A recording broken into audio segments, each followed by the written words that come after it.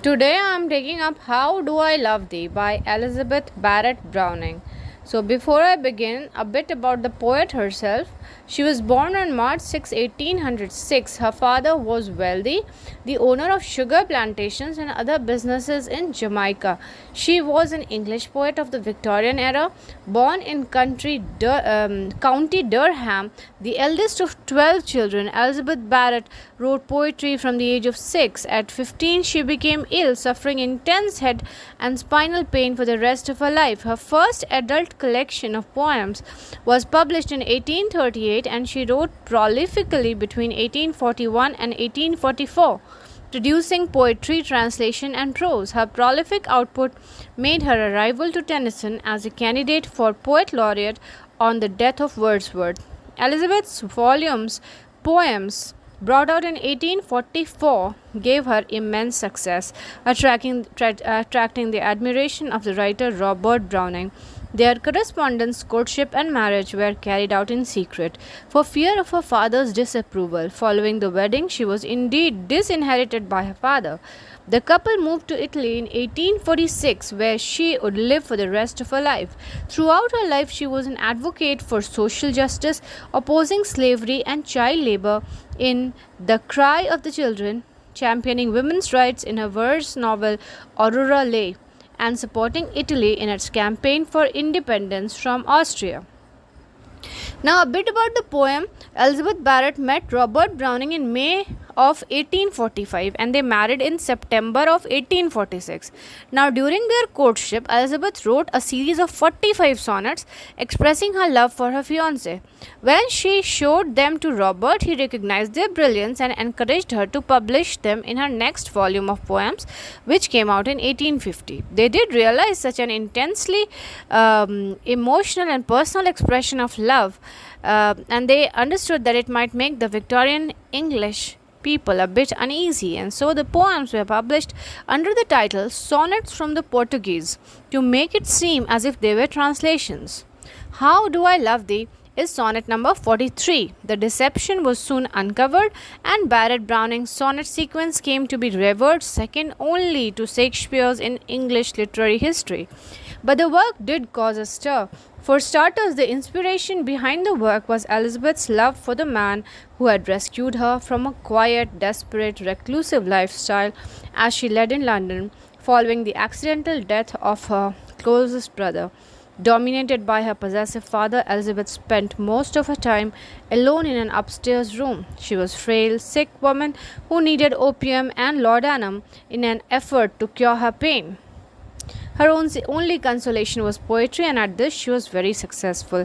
So, when Robert Browning read her work, he was impressed and he asked her to meet him. The two eventually fell in love, decided to secretly elope to Italy in 1846. And despite her father's resistance and his anger, they did finally get married, although her father disinherited her for it. Now, Elizabeth was close to 40 years old when she broke free from the control of her father. She went on to give birth to a son and was happily married for 16 years until her death in 1861.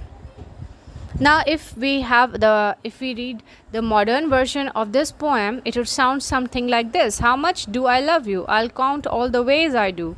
I love you to the edges of my soul when it reaches out for the unseen goals of eternity and oneness with God. I love you as you need to be loved every day, whether during the day or the evening. I love you by my free choice, like those who choose to do the right thing. I love you without self-regard, like those who don't brag about their own accomplishments. I love you with the passion I used to feel for my old sufferings and for the religion of my childhood. I love you with a love I thought I had lost when I lost faith in my saints. I love you with my every breath, smile and tear, and I will for the rest of my life. And if God brings us to heaven, I love you even more in the afterlife. Now, this is the modern version.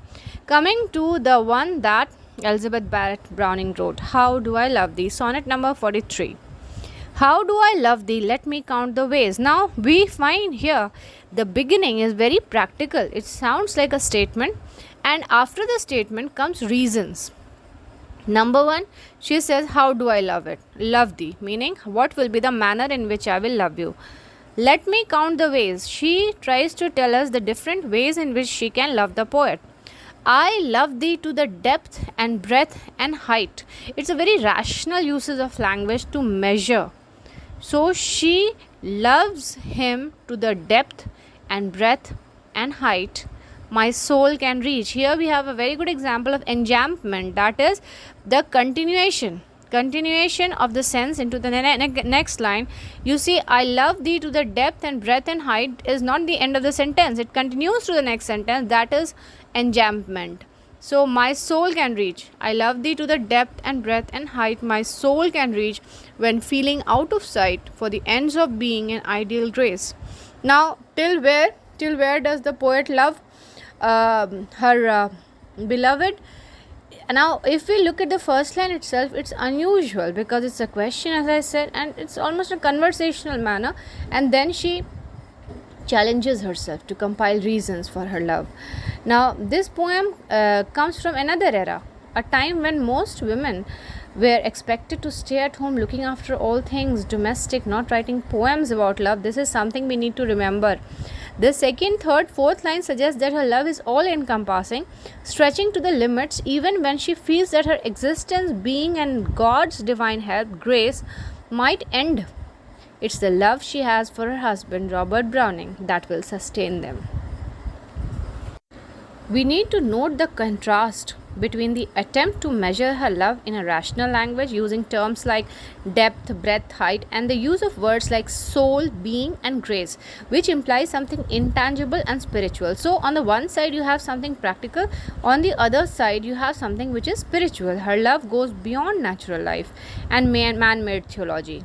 These are concepts that the reader is made aware that this is no ordinary love which she has for the poet. The clause line 2 to 4, as I said, contains an enjambment, which is a continuation of theme from the previous line. Now one thing more we need to note about this poem is it is an apostrophe. Why? Because it is a direct address. The poet is directly speaking to her beloved, that is the poet Robert Browning. Now, in the 19th century, the word thee tended to signal greater intimacy and familiarity with someone, as we notice here, how do I love thee? From the first line of the poem, the speaker signals her close and intimate connection with the person she is addressing. Now, in the first line, when we see how do I love thee, let me count the ways. Now, let me count the ways, it's an assertive, declarative sentence that positions the speaker as firmly in charge of the poem's narrative, an impression furthered by her frequent usage of words like I, me, pronounced throughout. By expressing her intention to count the ways, the speaker seems to be announcing an argument or defense of why she loves her beloved. By stating that she will count the ways, the speaker shows that she believes that love is something that can be measured or counted. She thus sets up the expectation that this poem will take the form of an organized list of the reasons why she loved her beloved. Now, one thing we need to see here is that this poem is basically, as I said, it's a sonnet. So we have taken the first quatrain here, and if you look at the rhyme scheme, it's got the rhyme scheme of A, B, B, A, where you have the first line rhyming with the fourth line and the second line rhyming with the third line.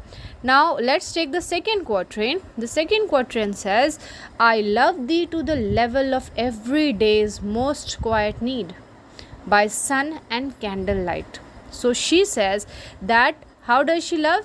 The poet loves him with her passionate need to differentiate the many ways, as I said, her love for her husband manifest. So in line 5, what do we see? She clearly tells the reader that be it day or night, her love fills those quiet moments, those daily silences that occur between two people living together. Her love is unconditional and therefore free. It is a force for good, consciously given because it feels like the right thing to do. She doesn't want any thanks for this freely given love. It is a humble kind of love, untainted by ego. Now here also, as she says, I love thee freely as men strive for right. How does she love him? Now first what she says, I love thee to the level of every day's most quiet need. That need that is there between two people living close together. That quietness needs to be filled by what? By this love which the lady has for her man. By sun and candlelight, be it daylight, be it darkness, be it good days, be it bad days, she is constantly going to fill her days for Browning, Robert Browning, with her love. I love thee freely. She loves him with a freeness which, as men strive for right, just like men strive for right, they want rights for themselves, just with that earnestness, with that purposefulness, she strives, she showers her love. I love thee purely, as they turn from praise, as people run away from praise, people who are good, people who are honest, they don't want to be praised for their actions. Just the same way, that purity in their actions, she also loves the poet with that purity, just like men run away from acts of praise. Turning to the third quatrain, I love thee with the passion put to use in my old griefs and with my childhood's faith. I love thee with a love I seem to lose with my lost saints. Now she says, I love thee with the passion put to use in my old griefs. Now, what does she mean by this? Now, first of all, let's see here. One thing to note is the sestet is starting. The first 8 lines is finished. The ninth line, with the ninth line, that is the octave is finished, and with the ninth line, the sestet starts. So, sestet is 6 lines, octave is 8 lines. The sestet starts at line 9. The speaker now looks to the past and compares her newfound passion with those of the old griefs. Elizabeth Barrett Browning had a lot of negativity in her life, remember, because she was mostly ill. Her father was all the time making her live like a recluse. He was opposed to her marriage. He oppressed her a lot. Then there were no romantic relations in her life. She must have been driven to the point of willing herself to be dead. Little wonder when Robert Browning came into her life, she got a new lease of life. In contrast, her childhood had been a happy one, and it's this she refers to in the second half of line number 10, where she says, if we see this line we see here, and with my childhood's faith, she's talking about the faith of her childhood, and where she says a child's faith is pure and innocent and sees fresh opportunity in everything. Now, I love thee with the passion put to use in my old griefs. When she was sad, when she was a recluse, she had all that emotions inside her, pent up feelings, and with my childhood's faith, her childhood's faith, the religion she had been taught as a child. I love thee with a love I seem to lose with my lost saints. When she lost faith in her saints whom she had been asked to believe in all her life, with that lost feelings, she loved the poet. Now, what we see here is she talks about religious feelings in line 11, and the speaker refers to a lost love she once had for the saints. Perhaps she is referring to the Christian saints. She suggests that her love has now returned, and she will give all that love to whom? To Browning, Robert Browning.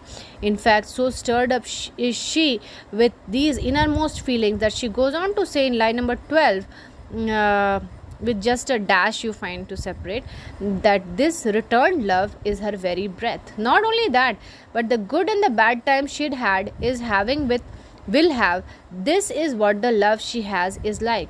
It is all enveloping. It is covering her entire life. And in the final line, what does she say? She says, if God grants it, she'll carry on loving her husband even more after she dies. We'll see that in the last couplet. So her love will go on and on beyond the grave, gaining strength, and that's what we call transcendental love. What does she say? She, in the final couplet, smiles, tears of all my life. Now this you find it's an enjambment. Why? Because it's a continuation from the third quatrain, where she says, I love thee with the breath, smiles, tears of all my life. How does she love him? She loves him with all the smiles, tears of her entire life. And if God choose, I shall but love thee better after death. She says, even if she dies, even in her afterlife, she will love the poet even more than she does now. Now, This particular sonnet is in the Petrarchan form. It's a Petrarchan sonnet, it has 14 lines. First 8, as I said, is an octave, and the second is sestate. At the end of the octave comes what is known as the turn, more or less a subtle change in the relationship between the two parts. In this sonnet, the octave is basically a list set in the present that reflects a very deep love. The sestate looks back in time and then forward again to transcendental love, which helps put the whole work into a perspective. Now, the rhyme scheme is traditional. It's ABBA, ABBA, CD, CD, CD, and the end rhymes are mostly full except for lines which end with ways, grace, use, lose, and choose. Now, what are we talking about when we talk about full rhymes? Full rhyme means they bring closure and help bind the lines together. Iambic pentameter is the dominant rhyme here. Iambic pentameter is dominant, and there are 10 beats, 5 feet or stresses to most of the lines. And as an example, I take these two lines here. I love thee to the depth and breadth and height my soul can reach when feeling out of sight. So you've got here, you will see each line has got 10 syllables and can be broken into 5 feet. It's iambic pentameter. Coming to the language, the language is hyperbolical for the most part because she underscores the intensity of her love. She uses clever similes to the same effect, asserting that she loves as intensely as the free man is determined to champion the cause of right, as purely as the pious man at prayer. Almost half of the lines in the sonnet begin with the sentence, I love thee, which reads almost like a chanting.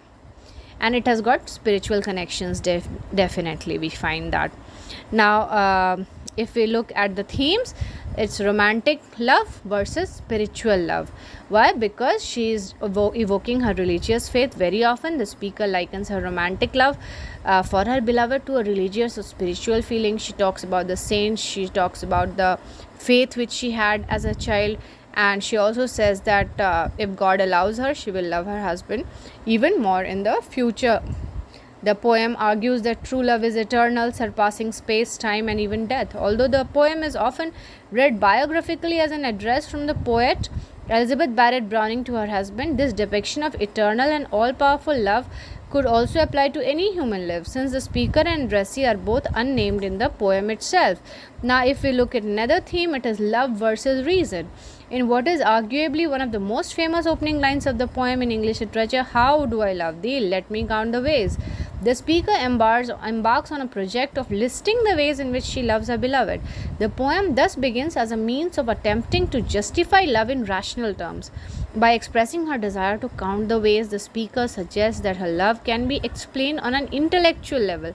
At the same time, however, she admits that love is actually something more profound, spiritual, and dictated by faith. In this sense, her opening determination to count the ways in which she loves slowly succumbs to an understanding that love is often not a rational feeling and can't be explained.